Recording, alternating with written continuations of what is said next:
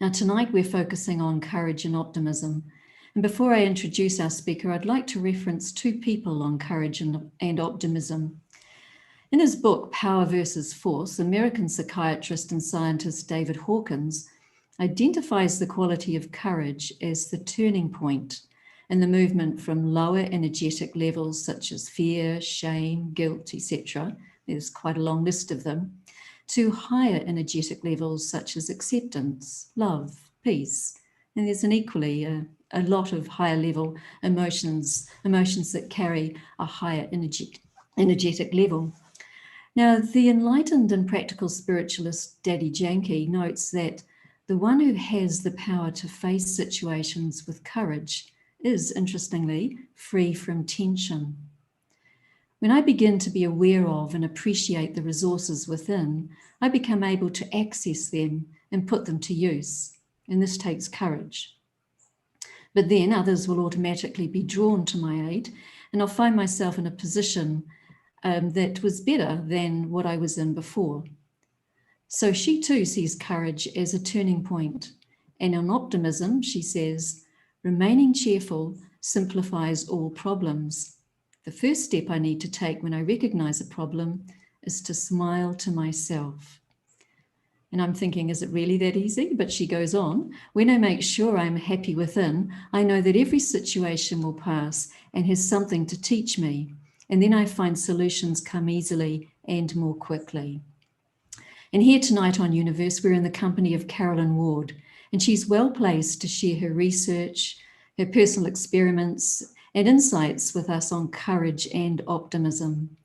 Carolyn is an educator, a coach, a thinking partner, and author of 2 books, most notably The 4 Faces of Women, which is about women's empowerment. And Carolyn has been invited to more than 60 countries to work with women as they sought to awaken to a different way of engaging with themselves and with others and with life. As an international speaker, she's considered to be inspiring, to be deep, to be humorous, warm, relatable, and really wise. And it's these qualities that Carolyn brought to her role in co-leading a social transformation project in Chile during the global financial crisis that used the power of courage to change the national conversation and also the emotional landscape of the country. This second activism project led her to her second and most recent book, My Courage, Your Courage. I know Carolyn as an intuitive visionary. She very naturally carries a deep understanding of transition and transformation, and she's adept at accompanying and guiding individuals, groups, and also larger populations as they choose and learn to be the creators of their next. She has become very comfortable and adept at leading and also living intuitively. She maintains that it is the only possible way to know which course to take when everything around you is imploding, or it's become inert or irrelevant, or perhaps it's collapsing. Carolyn's described herself as being a modern-day yogi for about, maybe the last 30 years. And what seemed strange to many back then has in more recent times become very on trend. So the discipline of meditation, lifestyle choices such as vegetarianism, a clean and powerful mind by no alcohol or drugs, a simple life, a life of service where consumerism has very little access. Carolyn has spent a lot of time in Chile and has recently returned to living in Australia. And her project here, her current project, is The Optimist Heart, a space that's hosted at centerforoptimism.com. Quite a long thing, centerforoptimism.com. And we'll put that in the chat box for you. Look, this project highlights the vitality, the joy and optimism that's available when we stop performing and start being.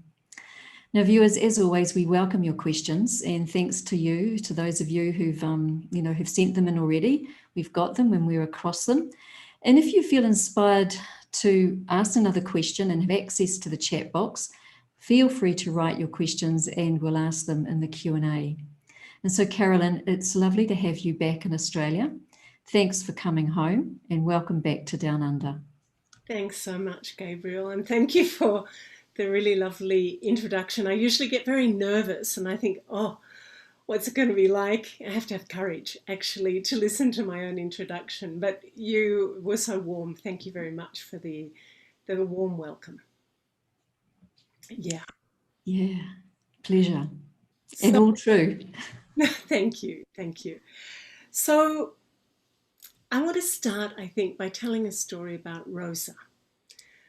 Now, during this project that Gabriel mentioned called My Courage, Your Courage, which in Spanish is Mi Coraje, Tu Coraje, and we engaged with 3,000 women, the length and breadth of the country of Chile, and we met Rosa. Now, Rosa was about 70 something years young. She lived in the desert town of Copiapó, which is in the north of Chile, you know, the driest desert in the world. And Rosa was married when she was, oh, excuse me, when she was 15.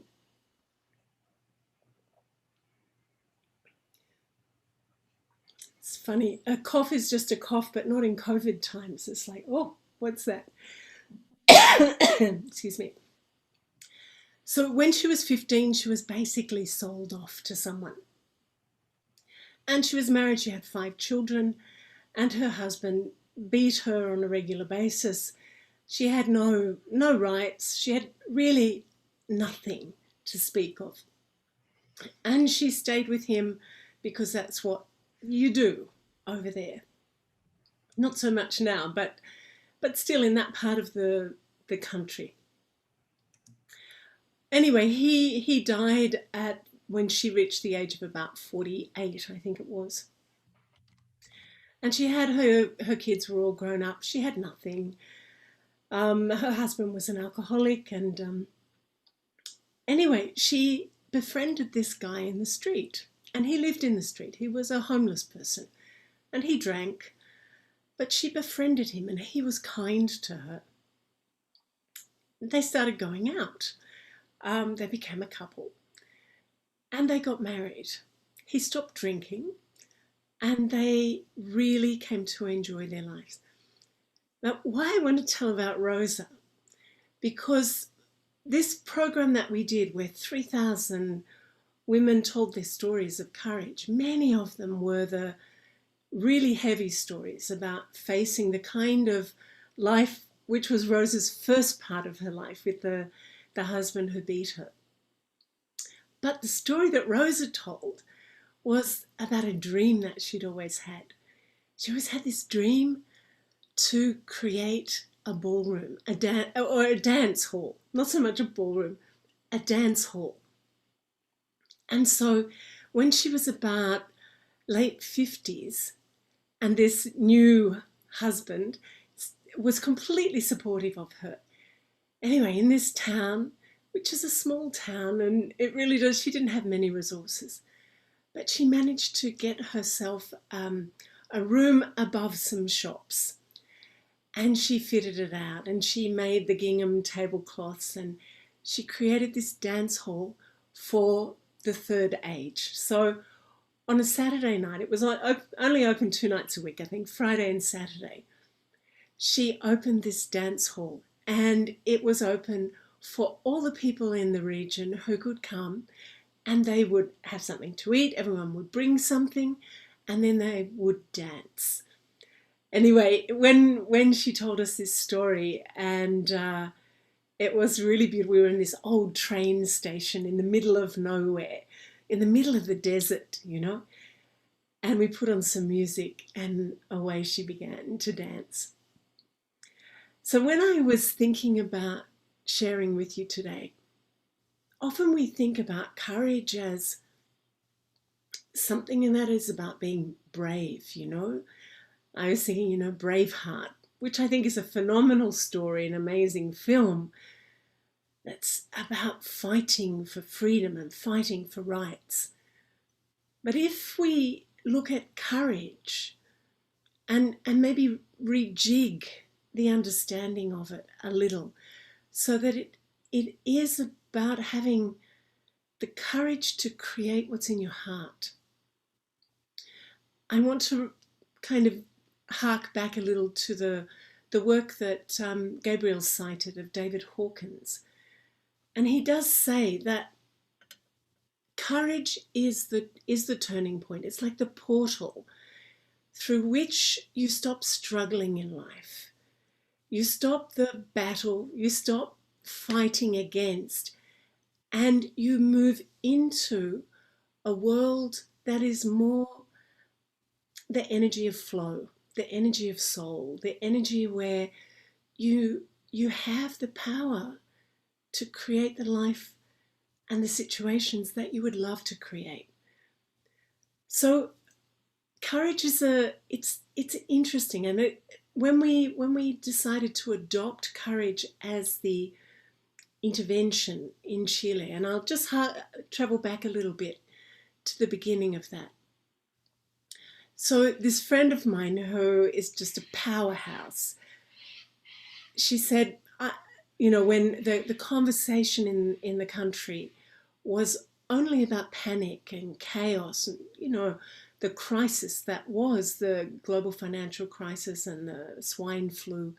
So, we thought that was all pretty bad back then. And the news, the media was just full of chaos. And we know that, they were provoking things like now. And Angelica said, we have to change the conversation in the country. We have to change it. And we had research that said, if you tell a woman about a sale, a bargain, or a really good product, within 24 hours, she's told, hundreds more. And we said, well, that's the way. We go through women.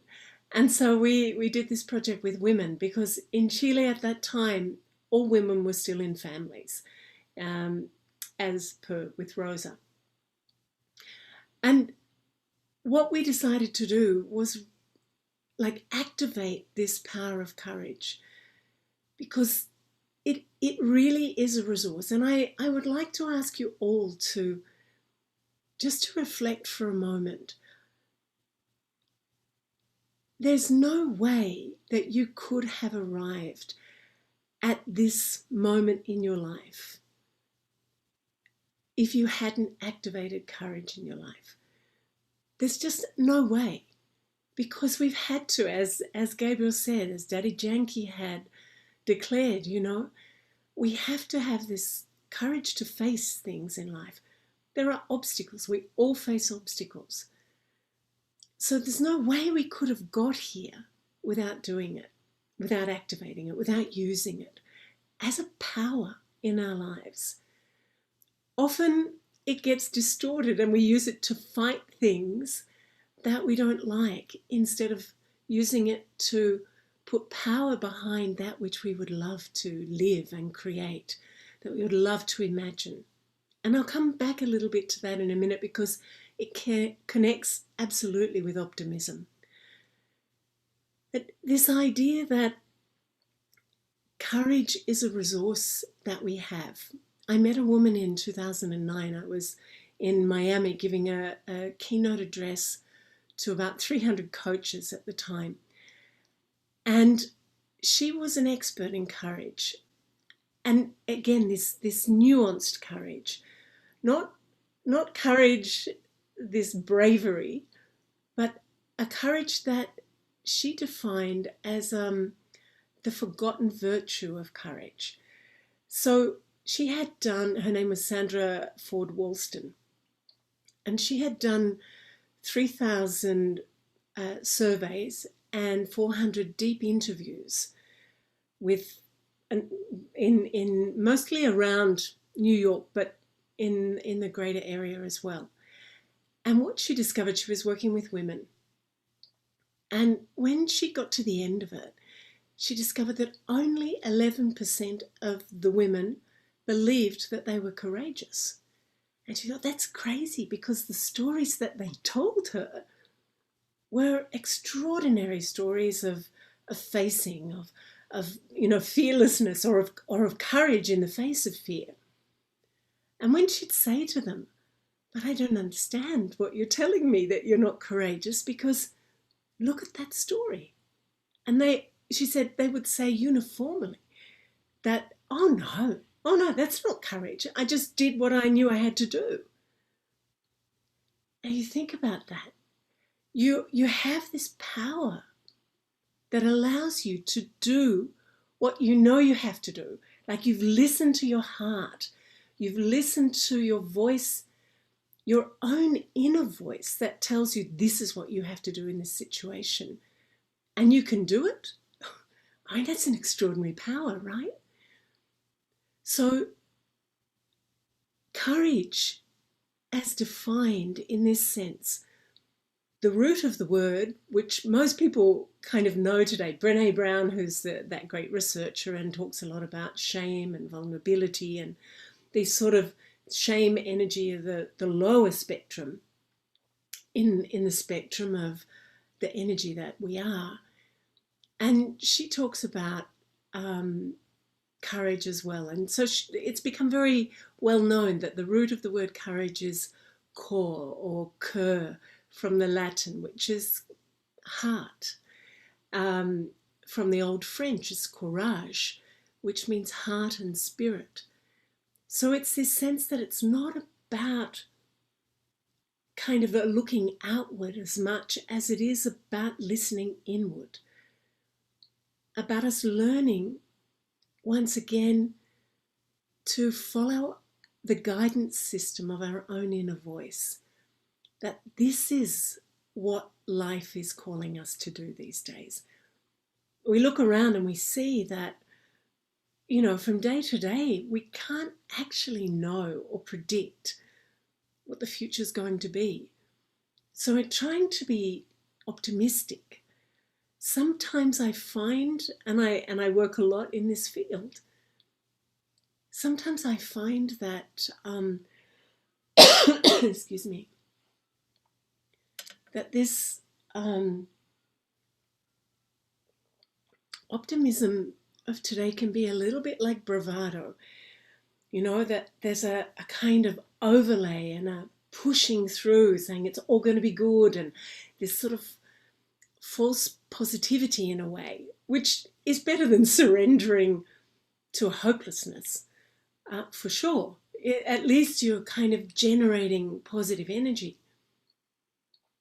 But if you can't get to the root, right down into the core, and work from this place of knowing that you can trust your own inner voice, that no matter, if you've got 14 different authorities telling you 12 different things, or even 3 or 4 or 2 different things, and in the past we've given our permission to those authorities to guide us, and now no one really knows.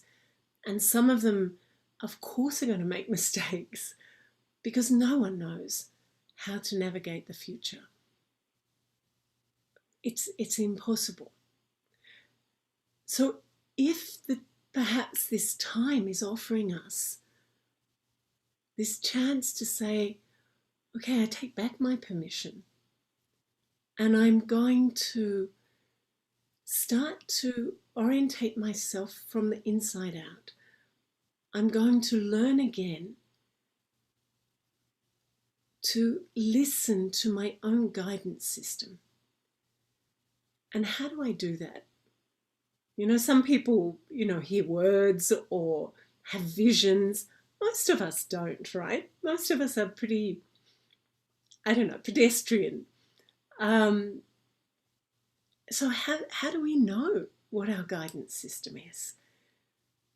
And I would suggest that it's about coming to know the experience of ourselves as this spectrum of energy. And it's a very practical thing. So energy can sound a bit woo-woo, but you know exactly what I'm talking about.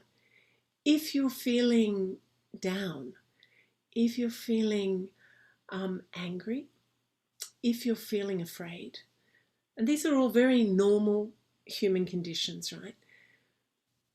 If you're feeling like you don't care about anything, apathy, or you're feeling shame, all these things, that the energy that makes you feel heavy, that makes you feel like you haven't got the wherewithal, the vitality to do anything.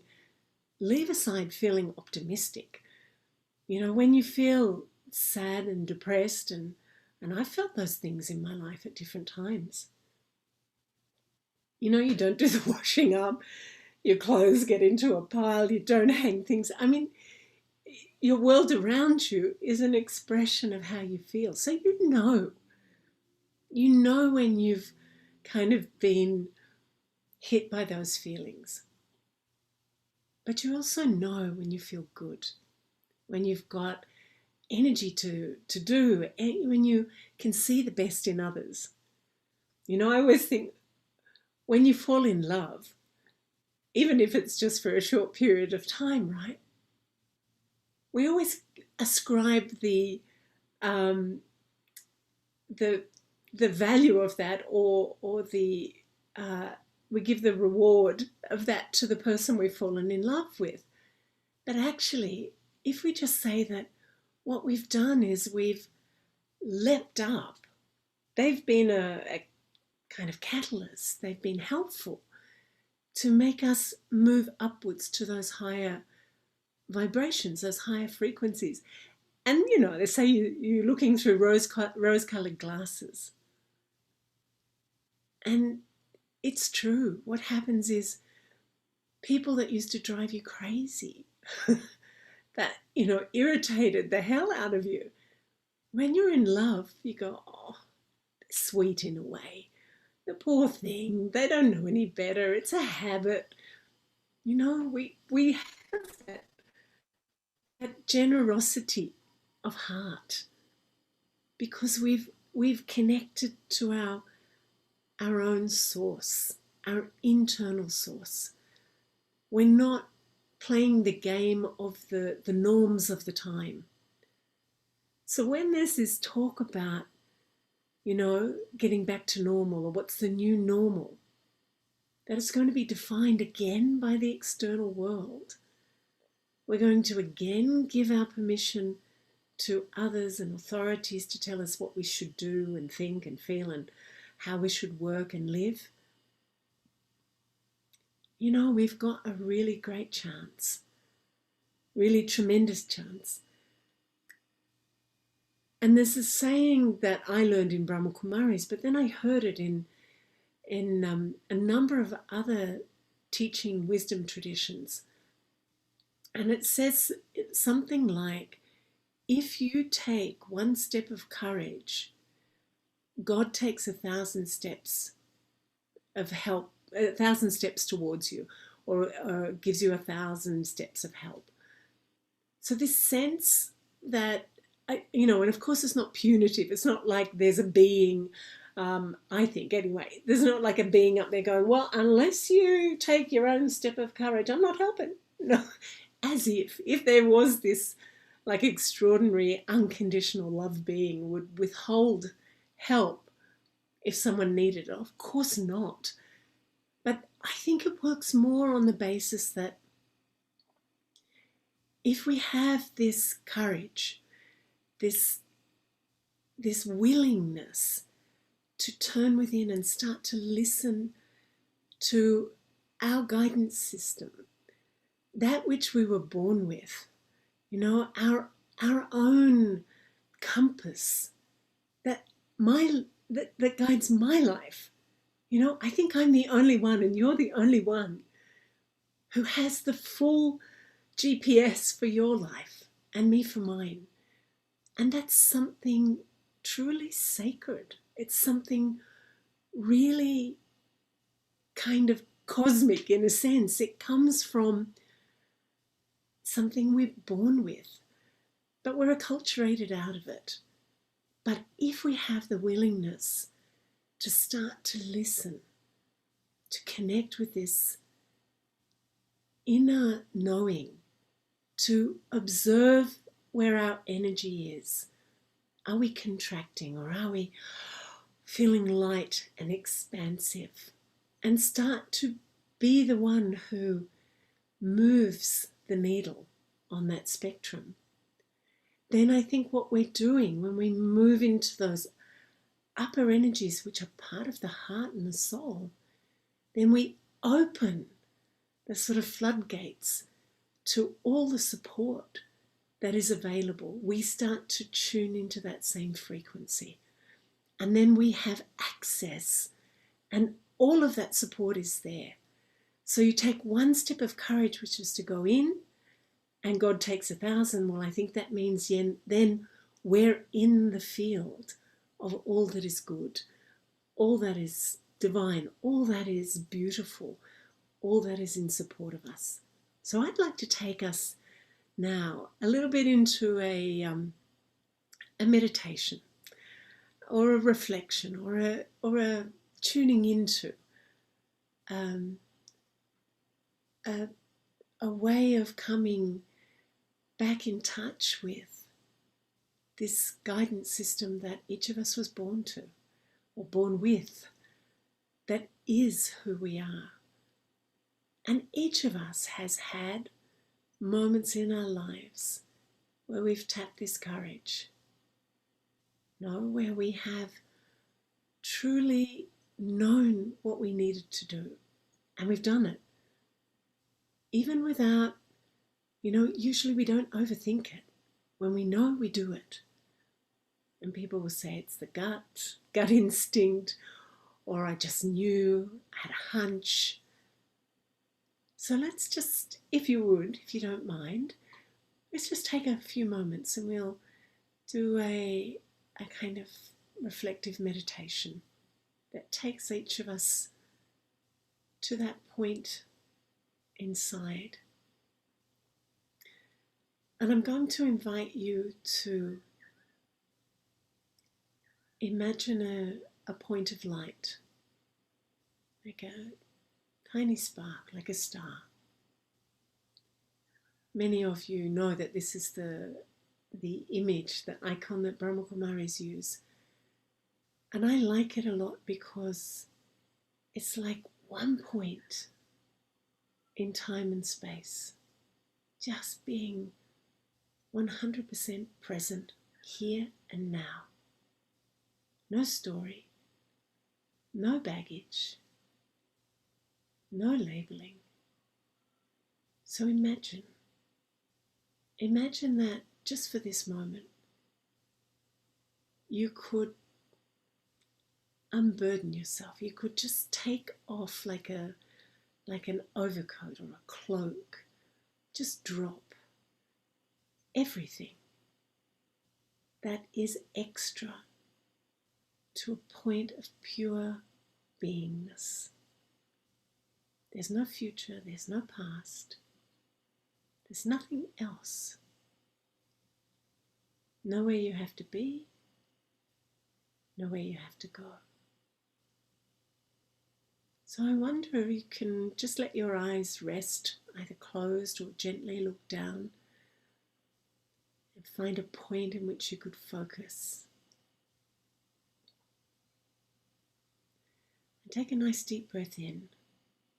You could use this point on the screen if you like. And it's just this sense of, what if I were? What if I am able to imagine there's nothing more than this moment in time?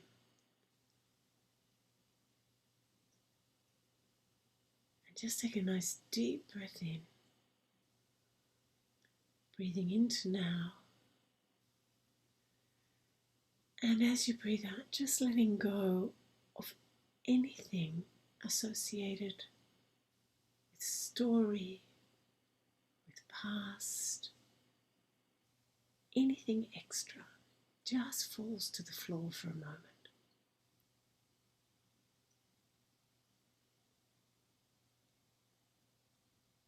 And I wonder if you could just have a sense that you could migrate yourself into that tiny star.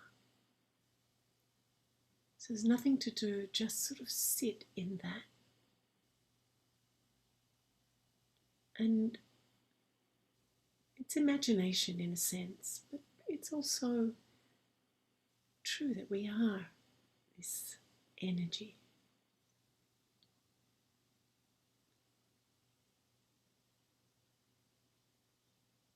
And I wonder if you could feel the relief of not having to hold onto or against anything. Just let go and feel yourself held in this moment.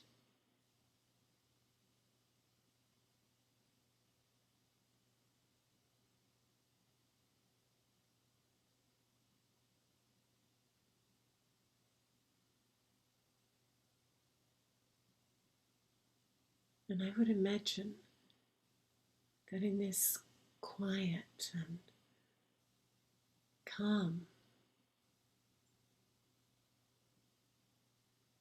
holding, that this space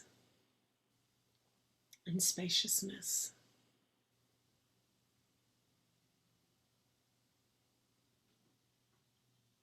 and that if your heart wanted to speak to you, if you were available now to receive a kind of impulse or a feeling, you would be able to. And it would be clear, and it would be incredibly generous to your life.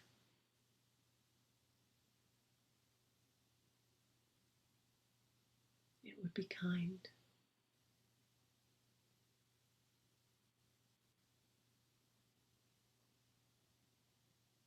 And it would be powerful and loving.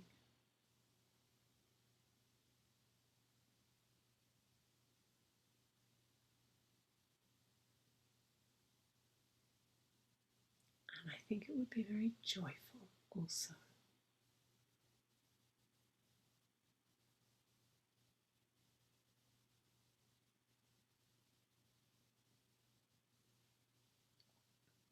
And just as we continue into the next part of this conversation before we come to questions, I'm going to invite you to just see if you can hold a little bit this atmosphere,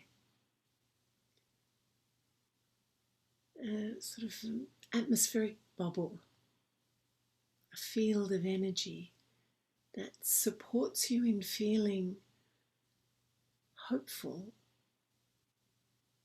positive, and that you could know what you might need to do in any moment. And that this courage, more than anything, is the courage to let go of struggle, to let go of the story that you won't know what to do. You know, there's interesting studies that show that in the end, there are only 5 things as human beings that we're afraid of. But there's only one fear in the end of it all. And that one fear is that I won't be able to handle it. Whatever the it is, that I won't be able to handle it. And I'd invite you now to just do a kind of, run the reel backwards in your life and know that there are many things that you maybe thought you couldn't handle. And you did. And maybe you didn't handle them perfectly. But I think also courage is about the willingness to let go of perfectionism. I want to tell you a secret. Perfectionism is an addiction. And it comes from not feeling that we're enough. It's measuring ourselves against some crazy expectations or comparing ourselves with others and not enjoying and celebrating the wonder of our own uniqueness, which is not an egoic thing at all. Not at all. It's just the freedom that comes when you can sit in that sense of yourself and know that you've got something that is of value to offer. It doesn't mean that people have to recognize you. It doesn't mean that even people have to thank you or appreciate you. But the freedom and the beauty of being able to show up as who you are without apology. And when you get to that point, which is this, I think that's the courage, that's the main courage, to trust yourself somehow. For me, it's been a long journey. I spent like good 40 years of my life not trusting that at all, of, faking it and pretending, trying to fit in and be acceptable and please everyone. And I just get a little panic attack as I think about that. It's exhausting. And one does get panic attacks, and one does feel anxious and afraid often.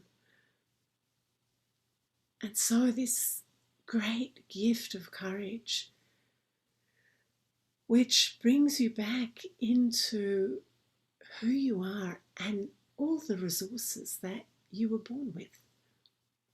The resources you were born with to live your life, not that person's life, nor that person, nor that person.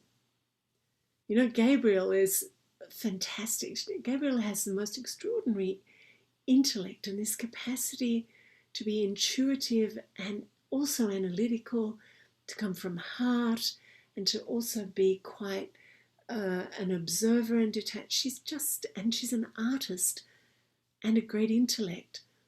That's Gabriel. I'm not Gabriel. I've got my own package of being. And I tell you, the joy and the relief, and I say relief because it really is a great relief, all of that hard slog of trying and being afraid you're not going to deliver. You're not going to deliver. You're not going to be good enough. You're not going to measure up. All of that just falls away when you come back to this very real point of your own pure consciousness. And yes, it takes practice, of course, but it's much less effort. I can tell you, much less effort orientating yourself back into your sort of gifts that you're born with, the purpose that you are here to kind of show up with, the sense of joy that comes from being able to delight in each moment. Now, I'm painting a very lovely picture, right? And it doesn't mean it's always perfect. Of course it's not. But when we start to understand this spectrum of energy from, shame, which is the lowest. So it's the closest to death on this scale, right? There's shame and then there's guilt, and so many of us have been shamed or have felt guilty or have done that to others because it's that sort of survival strategy, right? When we're in that world that is about competition and comparison, and where we're conditioned to be something out there, rather than when we're nurtured to flourish as we are. And we can always come back to that. It's never lost because it is eternal. Who we are is eternal. And you will know that because you will have longings. There will be these kind of deep soul longings Not like desires, like I want that or I wish I could be that. That's okay too. That's constructing a life. And there's absolutely nothing wrong with that. There's nothing wrong with anything. And again, this is about being able to tune, to recognize these vibrations, these frequencies. Being able to know when my thoughts are taking me down energetically. Or when I have a practice now where I wake up in the morning and I consciously, I move myself to a thought that says, today is going to be a great day.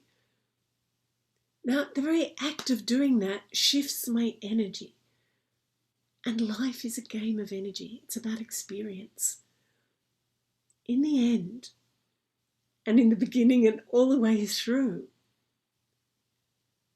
our lives are made up of the details, moment by moment.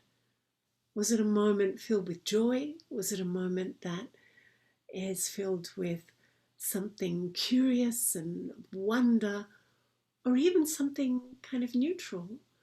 Or is it something that's, able to make me lie down at night and think, oh, what a great day, or what a great moment that was.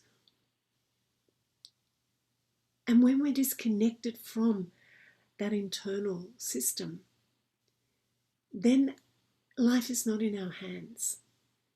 We're followers and we're victims, and how can we be optimistic? We can only be optimistic if we're following someone that we trust completely and they are perfect, or they're better than most. And so that's okay, but what happens if that fails us? Then when we're not connected with our own resources. And what is optimism?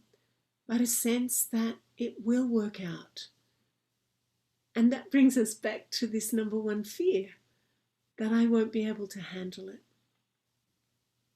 Whereas when I look at my life and I tell myself a different story when that fear comes up, and I say, you know what? That fear is there. But if I look back at my life and the number of times I thought I wouldn't be able to handle it, and I did, maybe not perfectly, but I handled it, and I learned, and I adjusted, or I celebrated, or I loved how it turned out. And I loved being in the courage of showing up for that. I love the feeling of the wholeness of myself, the wholeheartedness of who I am, being 100% present in that moment. Even if I had fear, but I told myself a different story based on a true history that said, you can handle it. You can handle it. And this is the courage to tell a different story based on evidence that is true. Now, we have to do a bit of work sometimes, right? I remember that I had a whole story running about my adolescence and my 20s. That was quite a tragedy because I am, hand on heart, I am a recovering drama queen. I think I've recovered 99% these days. But I used to take a situation, inflate it with all my energy, make it huge, like drama and tragedy, and then it would be so big, I would become small, and then I would, from that smallness, have to find the energy to get myself back up over the mountain of tragedy. I mean, it's a crazy, crazy thing, right? So once I realized that I'd done that through my history and I thought I had a tragic life, I went back and I looked. And I mean, that's not true. That's just a story you've told yourself. You could look at it a different way. I remember I did this work with someone I was coaching who had really a very dramatic, genuinely dramatic and hostile kind of environment in her life. and many situations that were really, really hard. But we tracked back through, and there were multiple parallel things and stories she could tell herself. That she was a victim and life was terrible and tragic and violent and awful, or that she was extraordinary, how she survived all of that. And each part of that story, those mini stories within the story, had special nuances of who she was when she showed up and handled it, you know, even from a young age. So then you rewrite your story and you say, actually, look at me.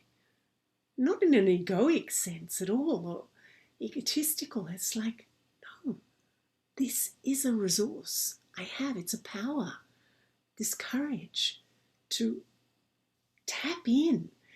It's for us to deny that it is a power, a strength, a fundamental resource is as if we had millions of dollars in the bank, right?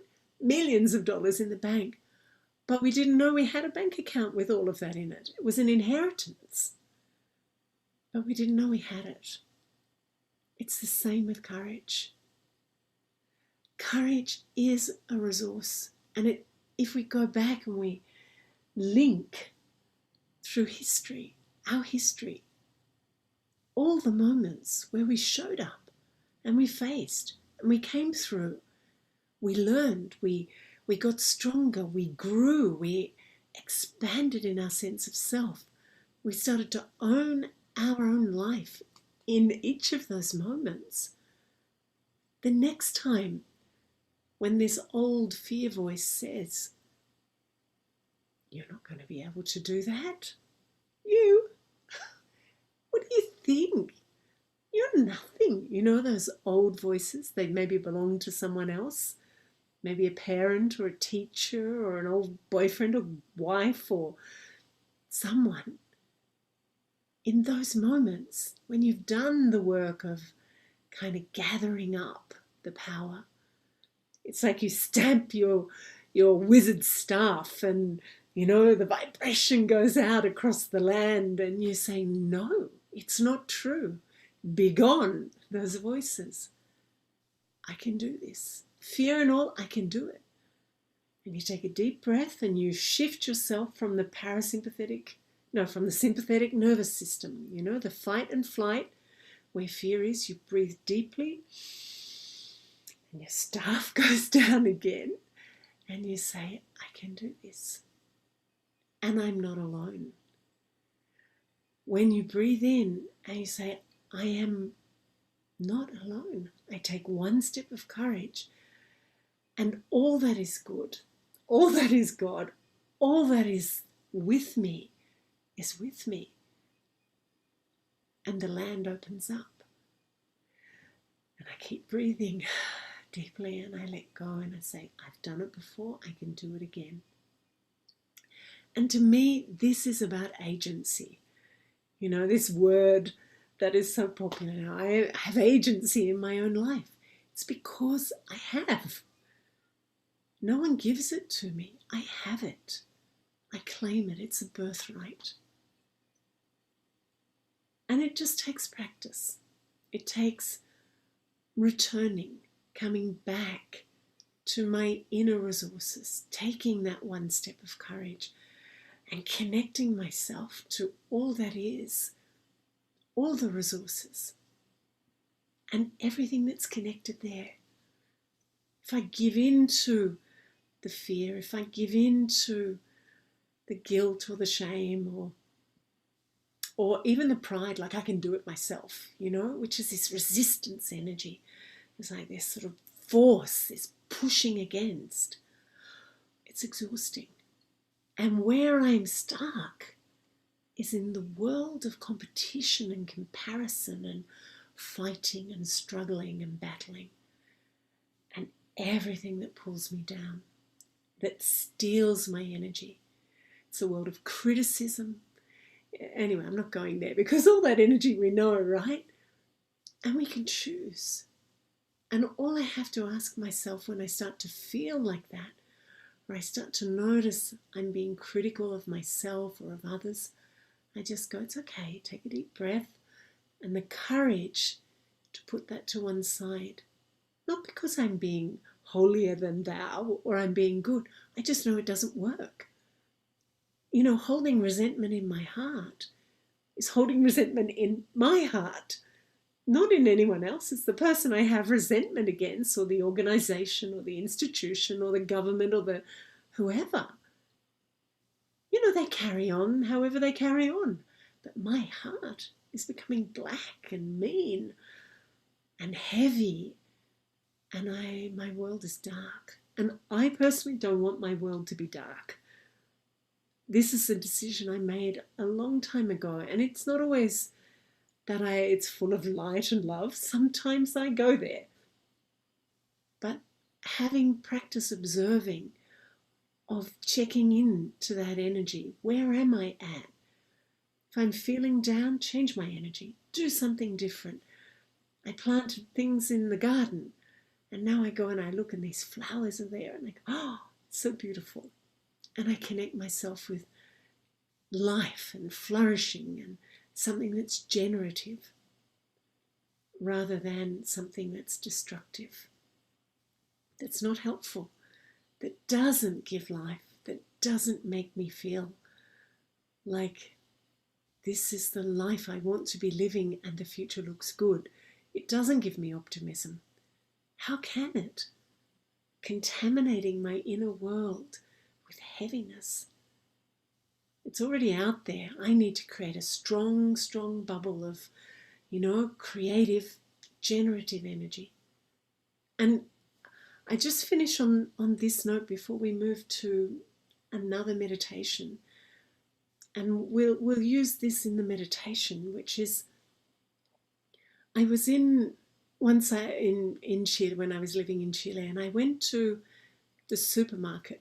I quite like going to the supermarket. I have this feeling of abundance, especially when I was living over there in a community household, so, with the Brahma Kumaris. So I had I get the big trolley and I go around and I, feel it. I have this sense of abundance. And I like to say hello to people in the supermarket. I feel it's somehow nice. But this one day I went in there and I was feeling quite good. And within 5 minutes, I started to feel really, really sad. And then heavy and dense. And because I have the practice of observing my energy, I thought, what happened here? I love the supermarket. And I observed my energy and this heaviness, and I thought, you know what? It's not me. It's the atmosphere in the supermarket. And there was something going on in society, in Chilean Santiago society at the time. I can't remember, but it had that kind of energy about it. And I realized in that moment, because we are beings of energy, but we think how we finish here at the edge, right? That's the end of me. And the beginning of you is out there. But even in this world of Zoom, we can know we're energy. I can feel that there are other people out there. I'm not talking to myself. I'm looking at the green dot, which is the camera on my computer, but I'm not talking to the dot. I'm talking to other beings I can feel out there, that I feel your presence. But what I discovered is that if I'm not emanating, if I'm not kind of radiating energy, I'll be absorbing it. There's this sort of osmosis that takes place. And if there's a strong energy that's going on outside me and I'm unconscious, and maybe I'm not in a bad way of anything, but if there's a collective strong energy, like there is a lot in the world today, I will be absorbing it, especially if I watch the news and I just sort of surrender to the news, give permission to the news to contaminate my energy field. It's really hard to stay optimistic and positive. So in this moment, in this bubble, in this supermarket in Chile, I just did this thing. I went, okay, courage to let go of that, courage to feel whatever I was feeling, but come back in and connect upwards and pull down the energy and start to give this positive vibration. So I decided it needed to have some kind of healing light or love, something that was more beautiful, more powerful than the energy that was present. And within a couple of minutes, it completely changed. You know, it's that thing, you don't turn on the dark switch, you turn on the light switch. There is dark, and as soon as you turn on light, the darkness goes. So I think let's do a meditation now. I think, what do we do, Gabriel? We do a meditation that's recorded, or how do you want to do that? You know, I'm just going with the flow here, Carolyn. I love what you're saying, really appreciating your authenticity and your realness. So, what about you guide us into a meditation now based on the conversation that you've been having with us all? Okay, and then we do some conversation with everyone, question answer, that kind of. Question answers. Yeah, that'd be great. We can do that after meditation. Okay, great. Because I think this, thank you, Gabriel.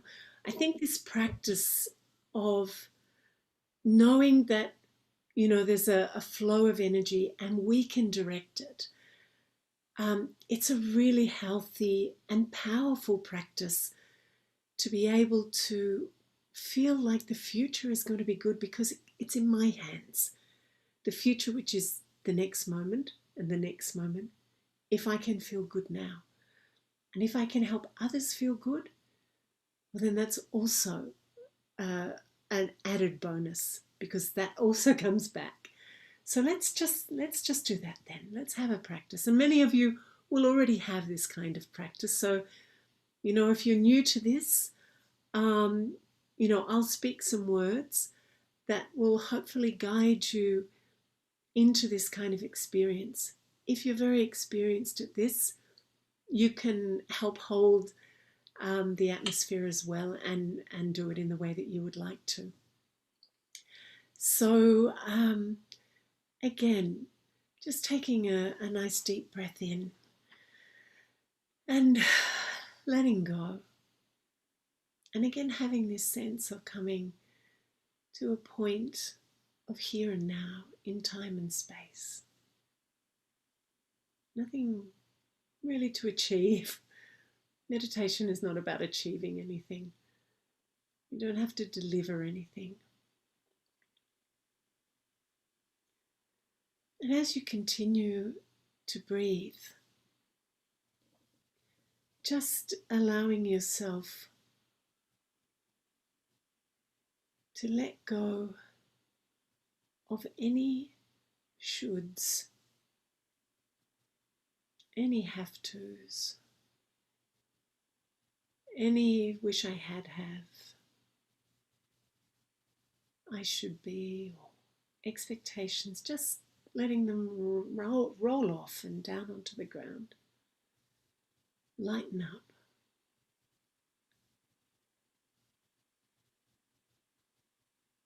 And as you continue to breathe, which is such a natural process of life itself, you can gently rest your gaze on this image in front of you on the screen or somewhere, you know, downwards, however is most comfortable for you.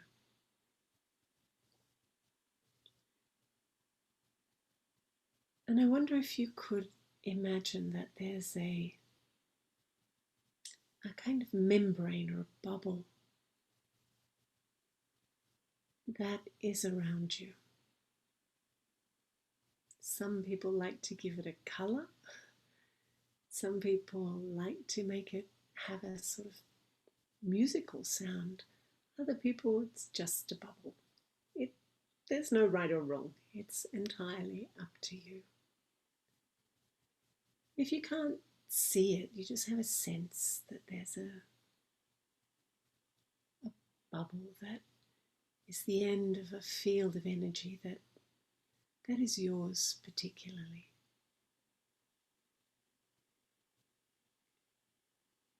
And as you breathe in and breathe out, this bubble becomes alive with a vibration that is somehow tender, that's beautiful. It's gentle and dynamic at the same time. You feel safe and held, supported.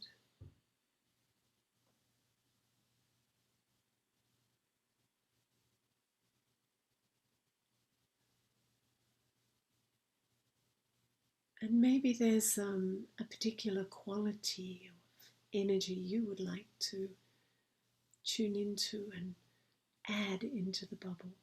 Maybe it's peace or love or joy or wonder, happiness. You choose whatever you want to tune into. Remember, on this scale of energy, of frequencies, like tuning into a radio station.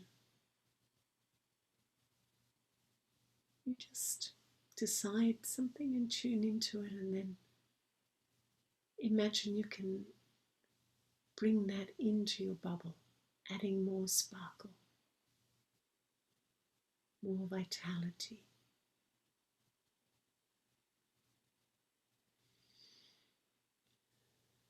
And you breathe in and it moves through all the molecules of your body as well.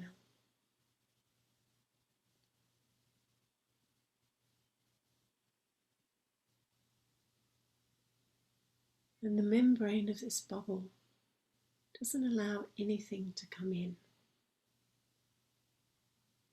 that isn't attuned to these frequencies, these higher energies that belong to you, that are you in your truest self.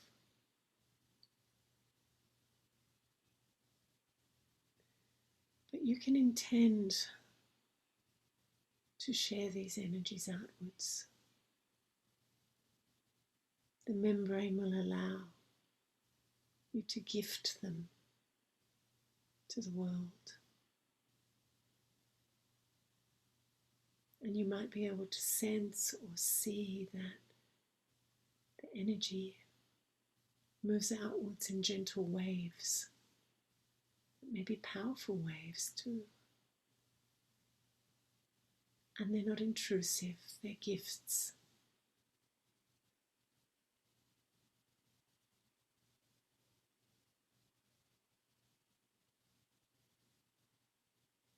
And you don't have to believe this or intellectualize it, just play with it. It's just a game of energy. And we know that we can feel energy. When someone arrives to meet us at a cafe and they've just had a fight with someone, or if they arrive and they've had a great day at work, you know the difference. Their energy arrives before they do. So just play with it. See how far you can share this uplifting energy, this optimistic energy.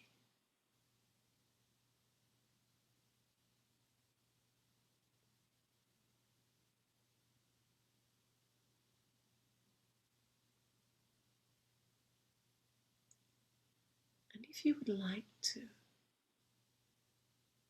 take this experiment to the next level, or to another part of the game,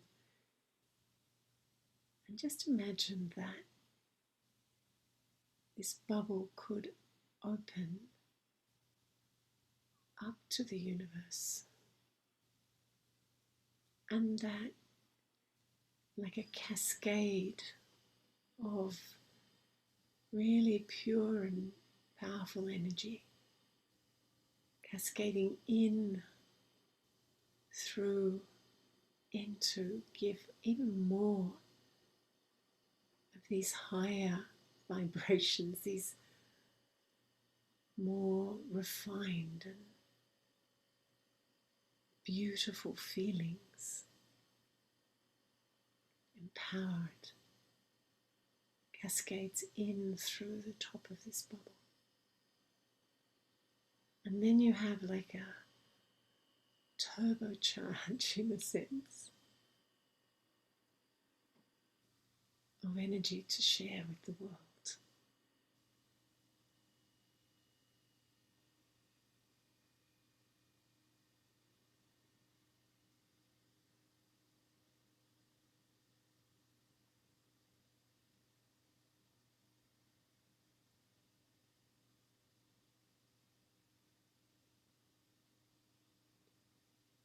And if we could imagine however many hundreds of people are here with us tonight,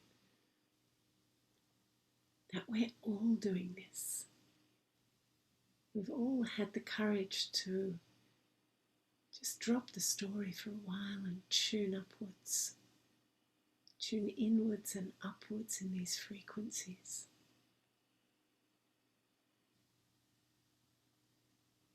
And we've tuned into the same kind of bandwidth.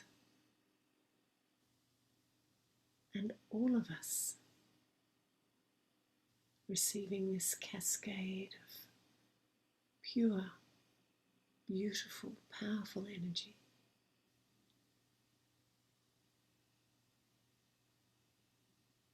And giving it out to the world. Allowing it, just allowing those waves of energy to flourish on out to all of those who need to feel more hopeful, more optimistic, who would like to feel reminded of their true energy, of their true nature.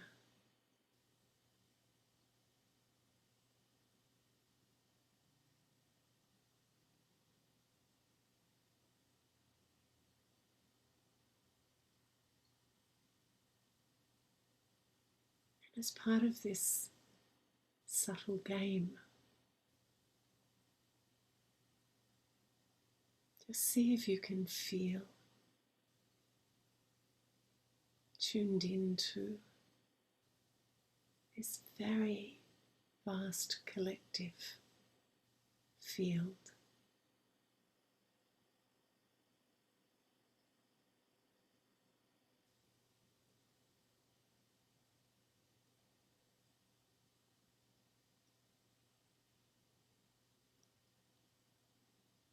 And if you tune out, just tune back in again.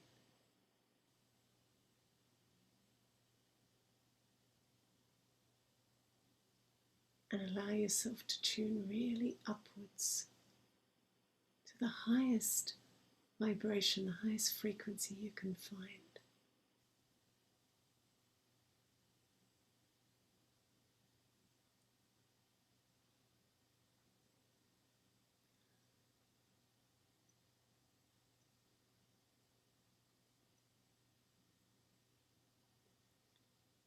And when you touch this, even for a moment, just for a second, a moment, a nanosecond, then you absolutely, it's impossible not to know it's all okay. Everything's okay. I'm okay. And I can do something. I can't do everything, but I can do something.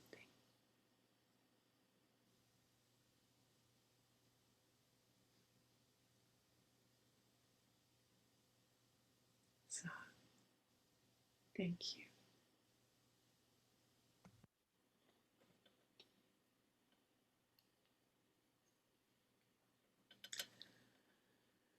So, Gabriel, have we got any questions or comments? Yeah, lots of things coming through, Carolyn. Some lovely comments. And here's one of them. Thank you for being such a great person to me, Carolyn, when I first started meditation.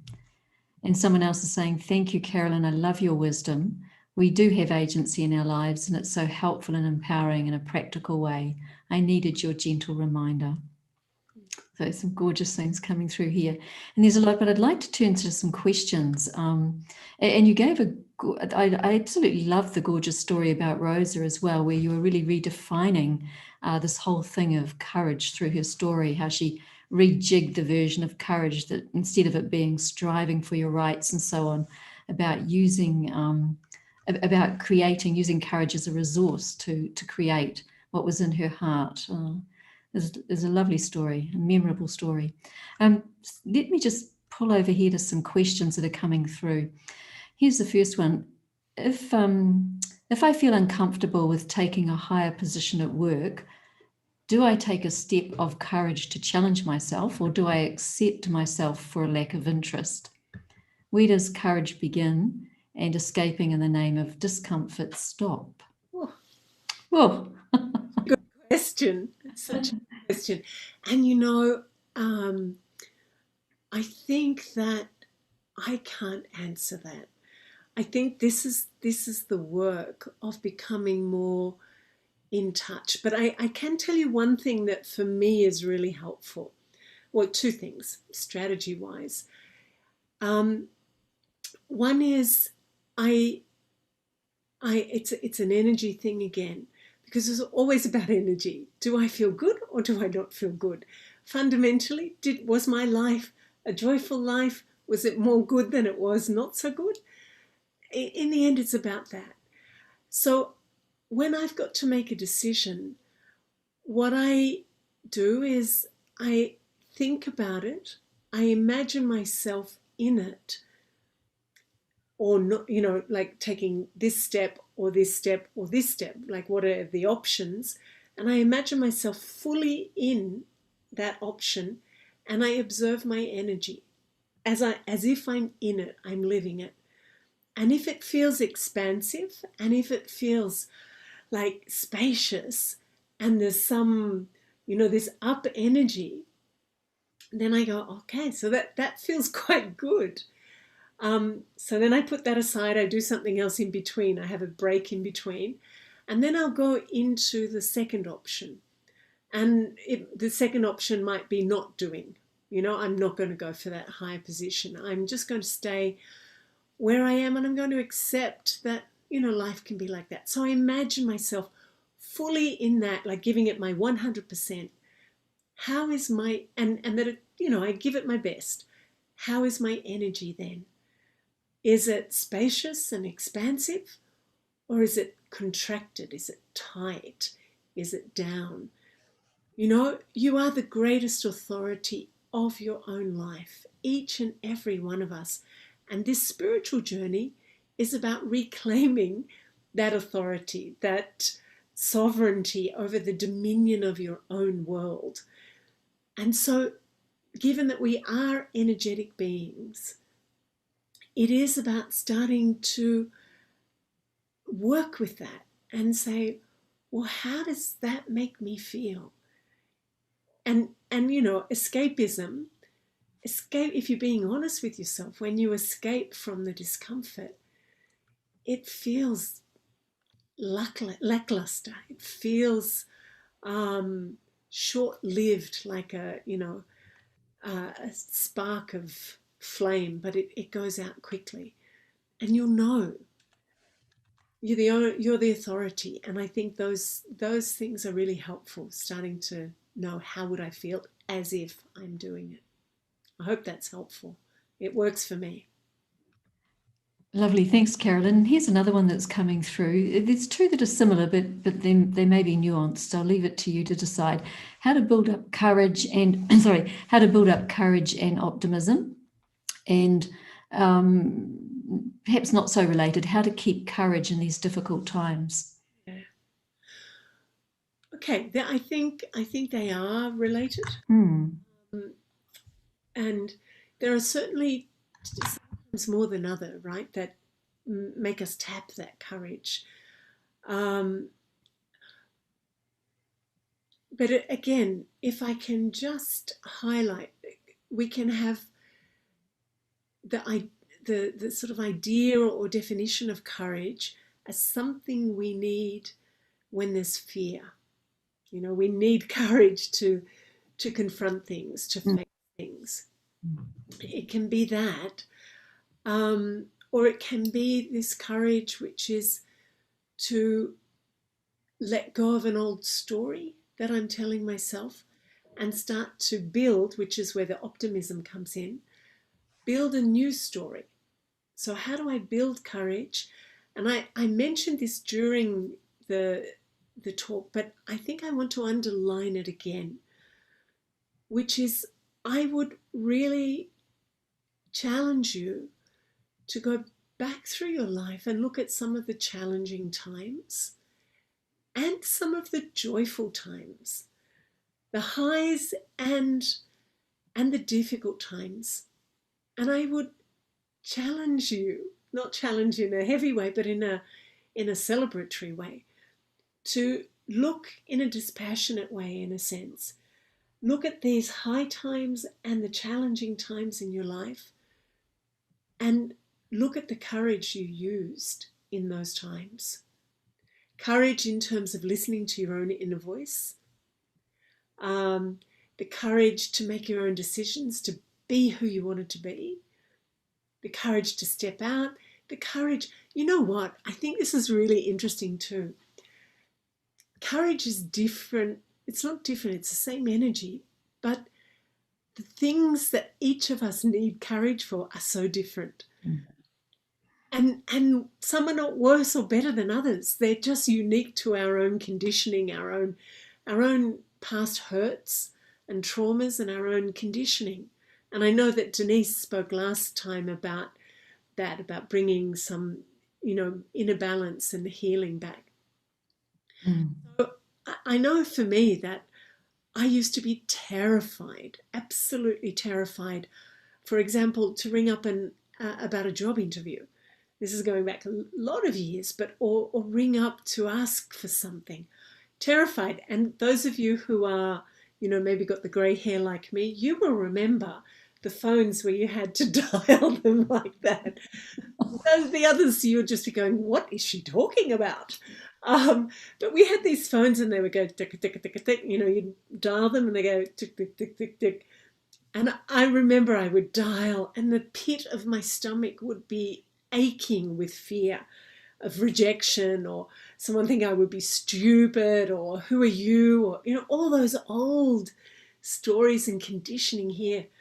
And I'd be dialing, and just before, it's going the last click, click, click, click, click back, and I'd hang up.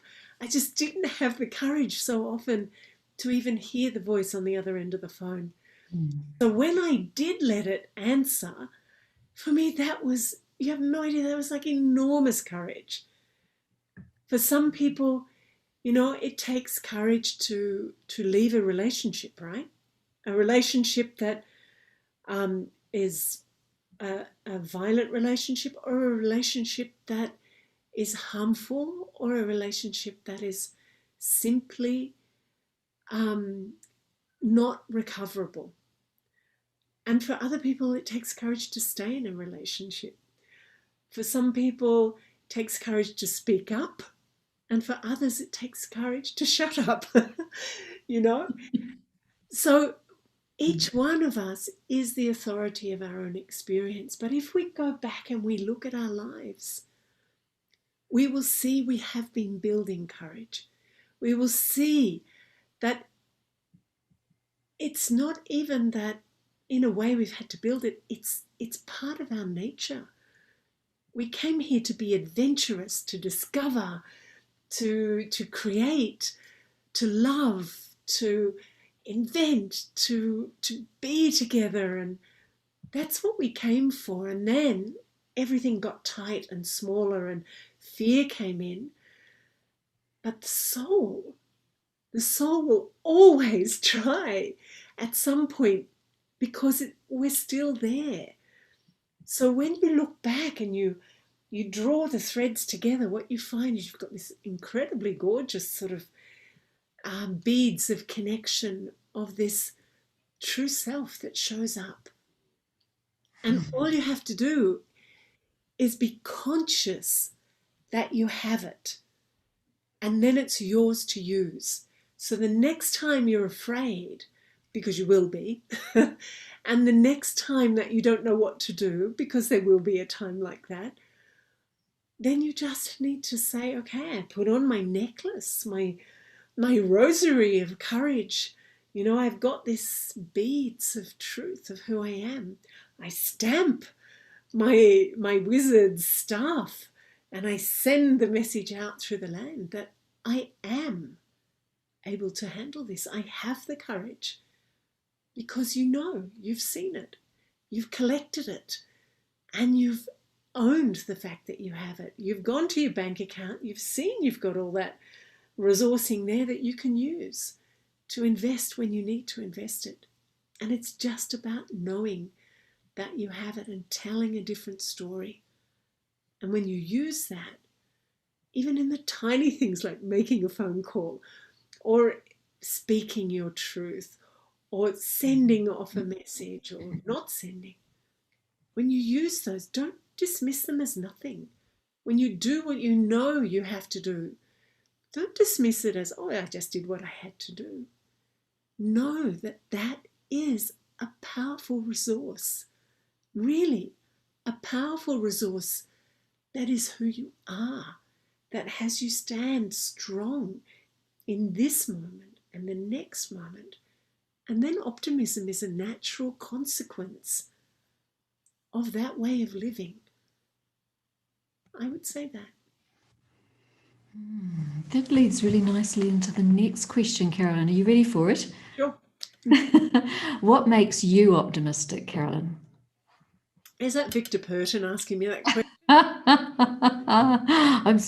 Well, no names, but you're allowed to guess. I get asked that question every Sunday. Optimist Heart, which is this program that which is very what we're on about today, right? The heart, the courage, that when you connect there, then optimism is a natural consequence.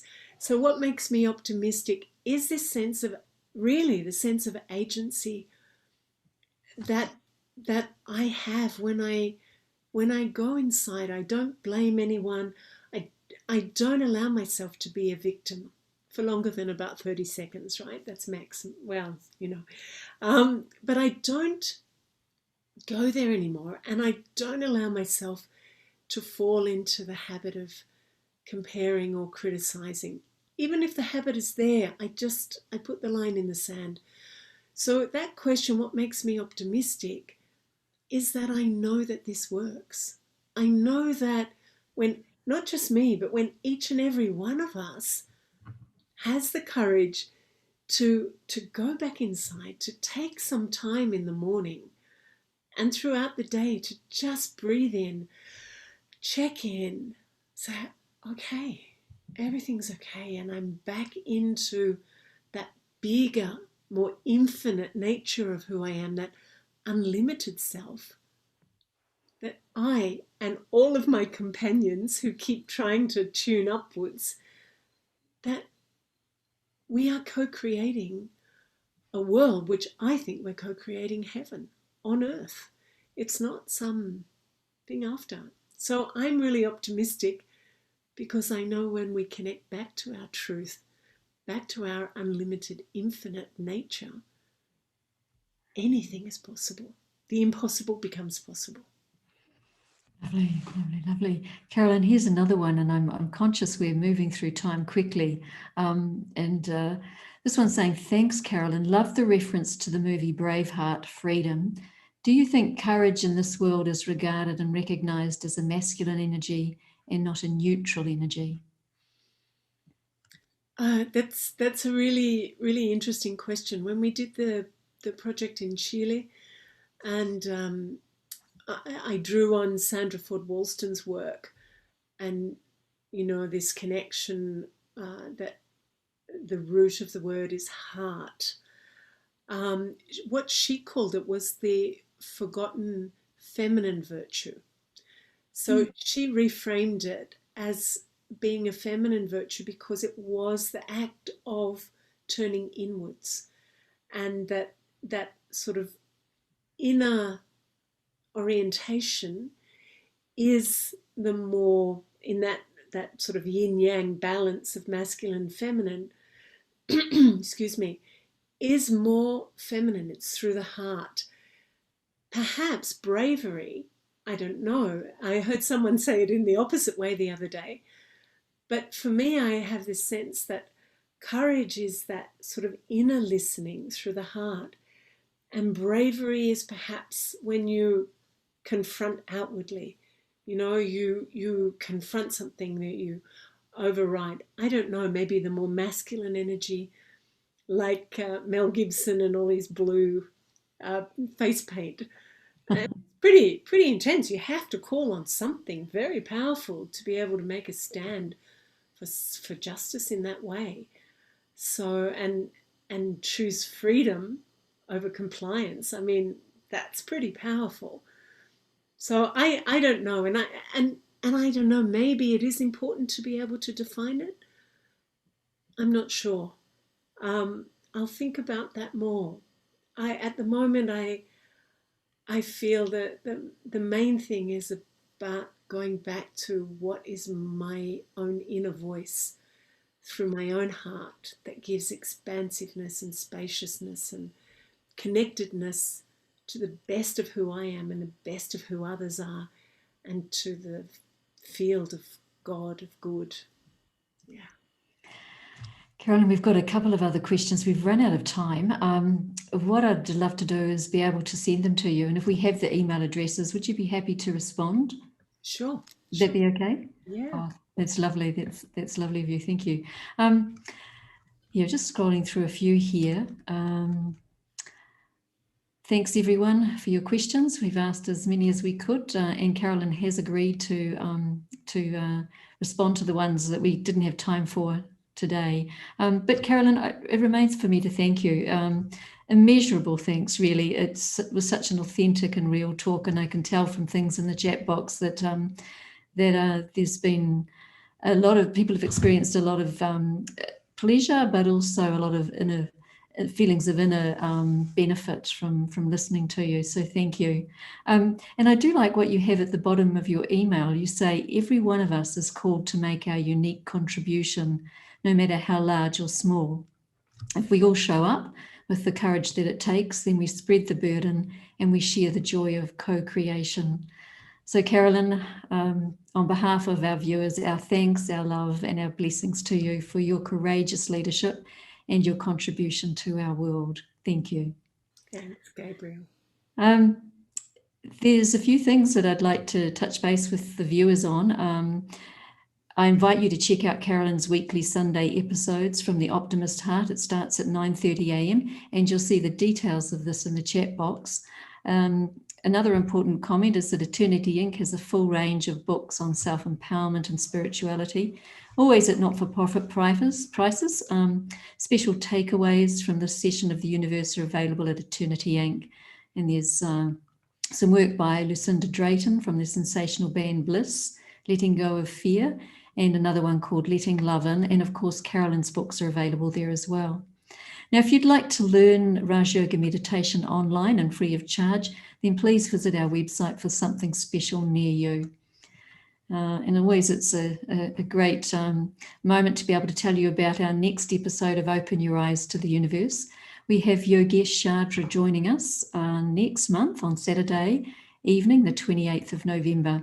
And he's going to explore with us the question of who owns your happiness?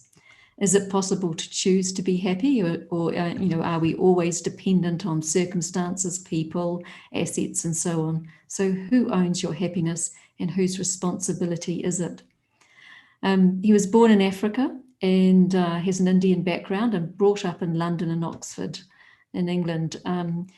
Yogesh has been a personal development trainer and a workshop facilitator for, I think, well over 20 years. So he'll be joining us on Saturday, the 28th of November. And that's at 6 p.m. Sydney time. And we know there's been a little bit of confusion about daylight saving. So do check that out. It's in terms of the time it is for you. It's 6 p.m. in Sydney. And look, we've got a special treat for you. We've been offered the opportunity to work with Desert Rose or co-host with Desert Rose their sublime music. They are gorgeous musicians, and they're providing a live online concert on Saturday, the 21st of November. And it's for 1 hour, starting at 6:30 p.m. And again, that's Sydney time, Sydney Daylight Time, AEDT. We'll send you a link to that concert via our special events email address, and we'll put some advertisements out around it. I'm sorry I'm not able to provide that link at the moment, or I'd put it in the chat box. So that's it for tonight. Our warmest thanks to Carolyn. Until then, until we see you again, take care, be courageous and optimistic. Thanks for joining us. Thanks for your questions. See you next month. Om Shanti.